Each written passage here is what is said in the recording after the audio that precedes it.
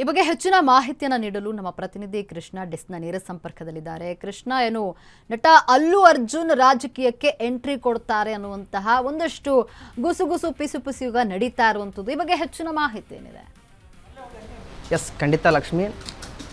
ತಮಿಳುನಾಡಿನಲ್ಲಿ ಏನು ಟಿವಿಗೆ ಅಭೂತಪೂರ್ವ ಗೆಲುವು ಸಾಧಿಸಿತ್ತು, ಆ ಗೆಲುವು ಅಕ್ಕಪಕ್ಕದ ರಾಜ್ಯ ಅಂದರೆ ಕರ್ನಾಟಕ ಸೇರಿ ಕೆಲ ರಾಜ್ಯಗಳಲ್ಲಿ ಭಾರಿ ಪರಿಣಾಮ ಬೀರುತ್ತದು. ರಾಜಕೀಯ ರಂಗವನ್ನು ಮೀರಿ ಅಂದರೆ ಈ ಅಭಿಮಾನಿ ಕ್ಷೇತ್ರದಲ್ಲೂ ಕೂಡ ತಮಿಳು ವಿಜಯ್ ಅವರ ಗೆಲುವು ಒಂದು ಪರಿಣಾಮ ಬೀರಿತ್ತು ಅಂತ ಹೇಳ್ಬೋದು. ಯಾಕೆ ಅಂತಂದರೆ ವಿಜಯ್ ಅವರ ನಿರ್ಧಾರಗಳು, ನಡೆ ನುಡಿ ಏನಿದೆ ಅದೇ ರೀತಿ ನಮ್ಮಲ್ಲೂ ಕೂಡ ಮತ್ತೊಬ್ಬ ಹೀರೋ ಬರ್ತಾನೆ, ರಾಜಕೀಯಕ್ಕೆ ಬರ್ತಾನೆ, ರಾಜಕೀಯದಲ್ಲಿ ಹೊಸ ಒಂದು ನಿಲುವು, ಹೊಸ ಒಂದು ಏನು ನಿಯಮಗಳು ಮಗದೊಂದು ಬರ್ಬೋದು ಅನ್ನುವಂಥ ಸುದ್ದಿ ಸಾಮಾಜಿಕ ಜಾಲತಾಣದಲ್ಲಿ ಸಾಕಷ್ಟು ವೈರಲ್ ಆಗಿತ್ತು. ಬರ್ತಾನೆ ಅನ್ನುವಂಥದ್ದು ಕೂಡ ಒಂದು ದೊಡ್ಡ ಇದಾಗಿತ್ತು ಅಂತ ಹೇಳ್ಬೋದು. ಅದೇ ರೀತಿ ಈಗ ಟಿವಿಕೆ ಗೆಲುವು ಏನಿದೆ ಒಂದು ತಮಿಳು ರಾಜ್ಯದ ಮೇಲೆ ಬಿದ್ದಿದೆ ಅಂತ ಹೇಳ್ಬೋದು. ಸಾಮಾಜಿಕ ಜಾಲತಾಣದಲ್ಲಿ ಇದ್ರ ಬಗ್ಗೆ ಒಂದು ದೊಡ್ಡ ಒಂದು ಚರ್ಚೆ ಕೂಡ ನಡೀತಾ ಇದೆ, ಗುಸು ಪಿಸು ನಡೀತಾ ಇದೆ.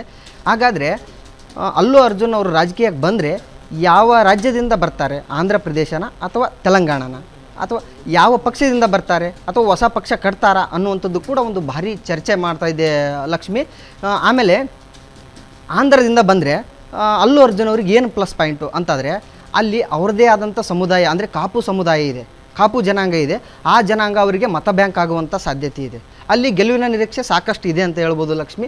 ಒಂದು ವೇಳೆ ತೆಲಂಗಾಣ ರಾಜ್ಯದಿಂದ ಬಂದರೆ ತೆಲಂಗಾಣ ರಾಜ್ಯದಿಂದ ಯಾಕೆ ಸ್ಪರ್ಧೆ ಮಾಡಬಹುದು ಅಂತ ನಾನು ಹೇಳಕ್ಕೆ ಹೋದರೆ, ಈ ಹಿಂದೆ ಅಲ್ಲು ಅರ್ಜುನ್ ಅವರಿಗೆ ಸಾಕಷ್ಟು ಅಪಮಾನ ಆಗಿತ್ತು ಅಂತ ಹೇಳ್ಬೋದು. ಯಾಕೆ ಅಂತಂದರೆ ಪುಷ್ಪ 2 ರಿಲೀಸ್ ವೇಳೆ ಒಂದು ಘಟನೆ ನಡೆದಿತ್ತು. ಒಂದು ಏನು, ಪುಷ್ಪ 2 ಚಿತ್ರದಲ್ಲಿ ಸ್ವಿಮ್ಮಿಂಗ್ ಪೂಲು, ಆಮೇಲೆ ಒಂದು ಪೊಲೀಸ್ ಅಧಿಕಾರಿಗಳು, ಆಮೇಲೆ ಅಲ್ಲು ಅರ್ಜುನ್ ಅವರ ಸೀನ್ ಏನಿದೆ ಅದು ಸಾಮಾಜಿಕ ಜಾಲತಾಣದಲ್ಲಿ ಒಂದಿಷ್ಟು ಪಿಸು ಎಬ್ಬಿಸಿತ್ತು. ಅದು ಆ ಒಂದು ಅಪವಾದ ಕೂಡ ಇದೆ.